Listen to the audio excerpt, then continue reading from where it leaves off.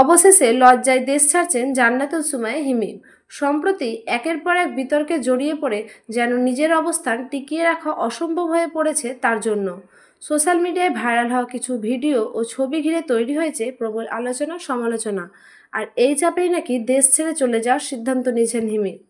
ঘনিষ্ঠ সূত্রের দাবি, গত কয়েকদিনে তার নামে যে পরিমাণ নেতিবাচক মন্তব্য ছড়িয়ে পড়েছে তাতে নাকি মানসিকভাবে ভেঙে পড়েছেন।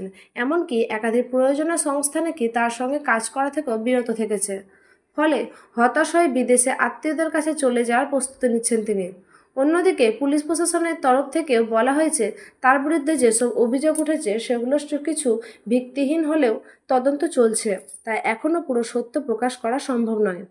এই ধরনের আরও আপডেট খবর জানতে এখনই আমাদের চ্যানেলটি সাবস্ক্রাইব করুন আর পাশে থাকা বেল আইকনটি অন করে রাখুন যাতে গুরুত্বপূর্ণ সংবাদ মিস না হয়।